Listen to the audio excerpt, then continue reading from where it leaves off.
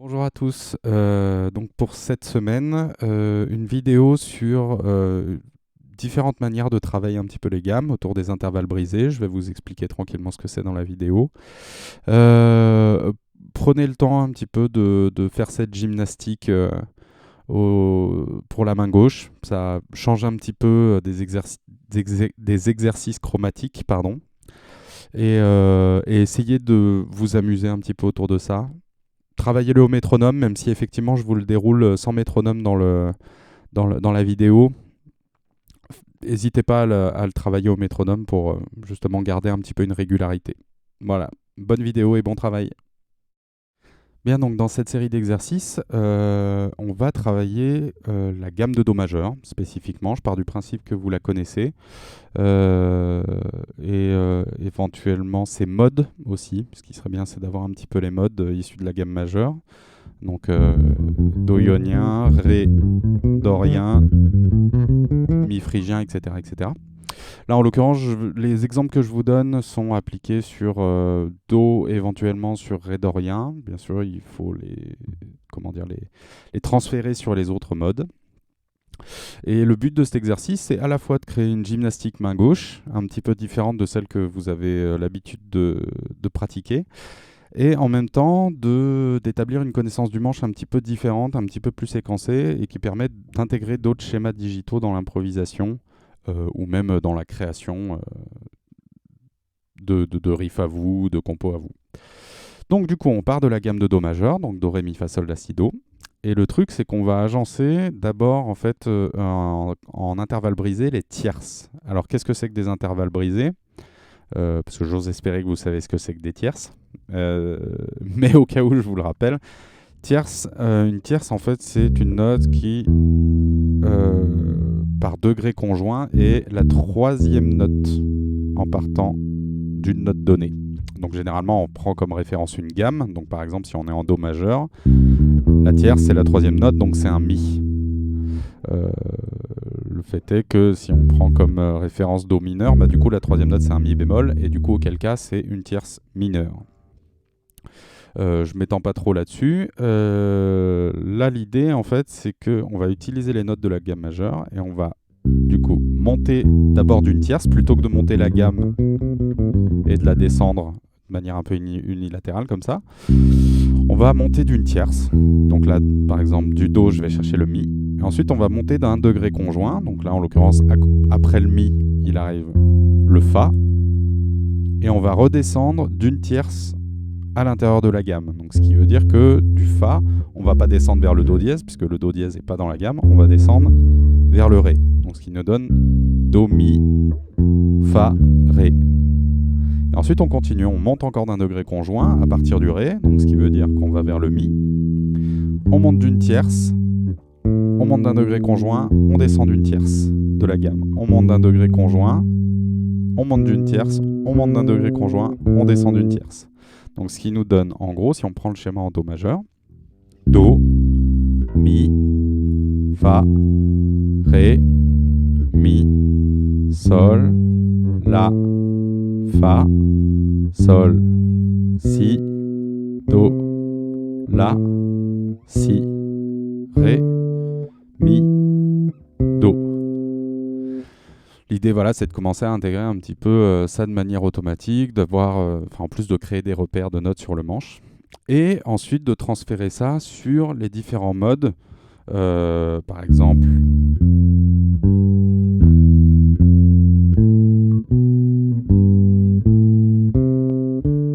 Etc., etc.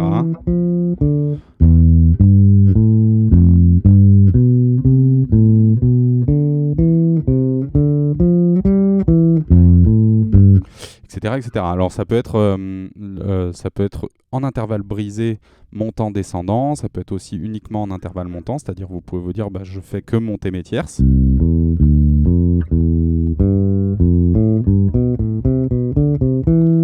Là je faisais que des tierces montantes, c'est-à-dire je faisais à partir de la gamme de Do majeur, Do, Mi, Ré, Fa, Mi, Sol, etc., etc.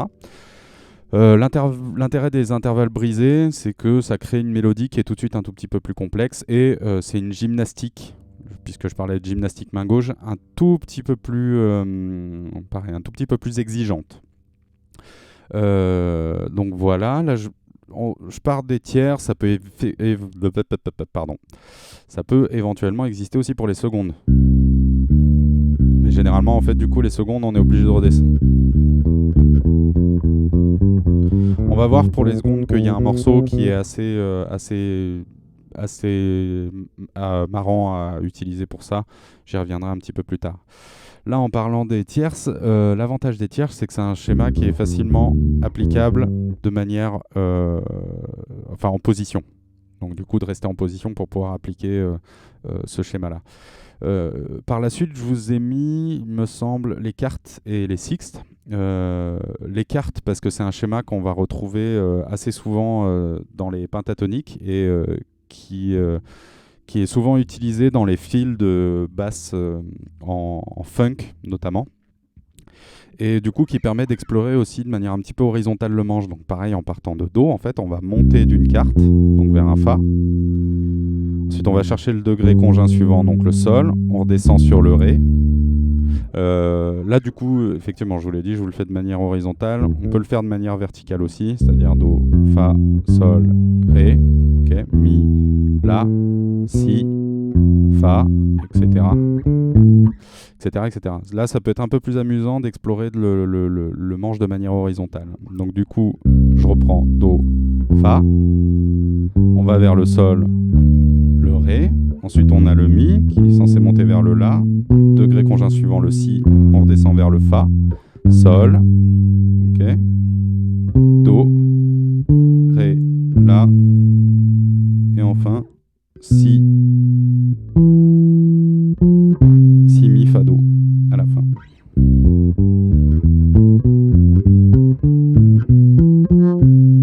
Voilà, ce qui peut donner des schémas assez intéressants à jouer. Peut-être pas forcément directement en Do majeur, ça peut être intéressant. Par exemple en Ré dorien.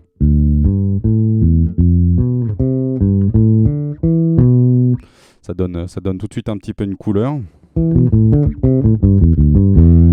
Et en mélangeant un petit peu tout ça, du coup, tout de suite, on a un petit peu des plans qui commencent à apparaître. Donc du coup, ça c'est en quarte, et je voulais noter aussi en sixte. Donc ça veut dire qu'on va faire Do, La, Si, Ré, Mi, Do, etc. Ça pareil, c'est des plans qui apparaissent. Là pour le coup, les six brisés, on s'approche déjà un petit peu plus du jazz, et du jazz moderne et fusion, qui utilise beaucoup ça à la basse électrique. Toujours est-il que pour cet exercice-là, même si vous ne l'utilisez pas directement en jeu, même si je pense que ça peut venir assez vite sur les tierces et les cartes brisées, les secondes aussi bien sûr, faites-le pour la gymnastique et pour la gymnastique mentale, c'est-à-dire de vous dire le nom des notes aussi en même temps que vous le faites. Et bien entendu, de le penser éventuellement dans d'autres tonalités. Je vous le propose en Do parce que c'est relativement évident au début. Si vous arrivez à le faire déjà sur les toniques non altérées, c'est-à-dire Sol, Fa, Mi, etc. Alors, bien évidemment, même si le Sol ou le Fa ou le Mi n'est pas altéré, vous allez forcément avoir des altérations. Par exemple, le Fa dièse en Sol majeur, le Si bémol en Fa majeur, etc., etc. Bref, prenez le temps un petit peu de vous faire justement des chauffes, de les travailler au métronome, évidemment. Et du coup, pour terminer la vidéo, je vais vous parler du morceau Holiday de Vampire Weekend, qui est sur l'album Contra. Et du coup, en fait, qui utilise un petit peu ce schéma de séquence intervallique dans son riff principal, et aussi en partie sur son pré-refrain. Donc du coup, en gros, le riff commence avec un... Il est en Ré majeur, pardon, et... Donc il est noté, il est joué au médiator, là c'est vrai que je me permets de le jouer au médiator. On a une première approche sur le Ré, mais là c'est pas vraiment ça qui nous intéresse. En fait, ce qui va nous intéresser, c'est après la deuxième exposition de ce petit bout de riff, et ben en fait on va avoir une descente en seconde brisé, donc du coup qui va partir du sol et qui va faire sol, la, sol. Et à chaque fois en fait il va répéter le schéma, la note de départ, une seconde, note de départ, il descend d'une seconde de la gamme de Ré majeur et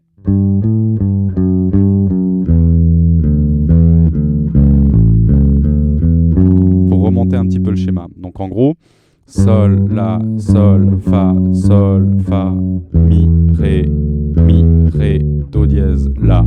Et ensuite, il remonte la gamme à partir du mode de la, issu de Ré majeur. Et du coup, en fait, le riff est exposé comme ça.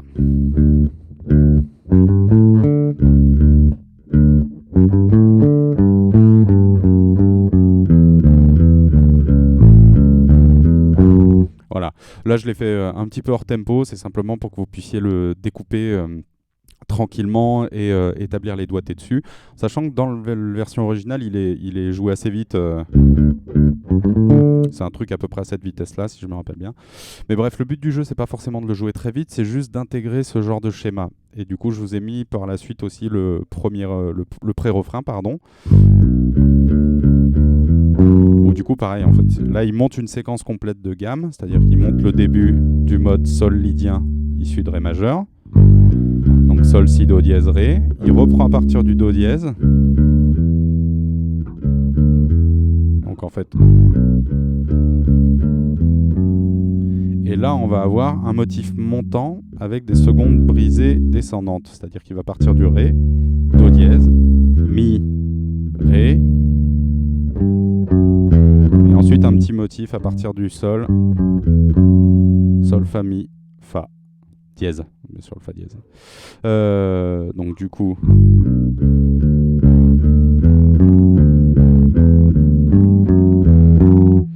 voilà, et c'est le genre de motif en fait qui peut être assez à la fois mélodieux et qui laisse sous-entendre une sorte de complexité et une écriture un petit peu plus, comment dire, développée que simplement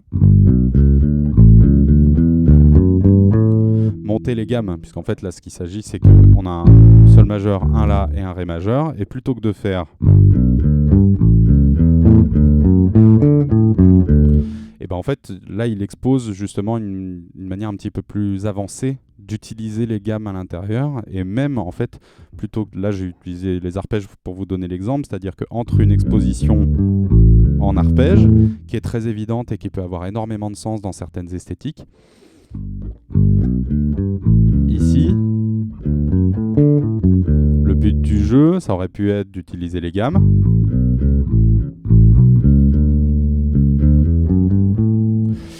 mais du coup c'est peut-être pas forcément le truc qui permet de lier le mieux la mélodie. Là l'utilisation du coup ça permet de créer une ligne mélodique continue qui nous emmène quelque part en fait. Bref, je développe pas beaucoup plus là-dessus. L'idée c'est que vous appropriez un petit peu cet exercice et que justement vous puissiez développer un petit peu des choses autour de ça, que ce soit en termes de créativité, d'écriture de morceaux ou d'improvisation.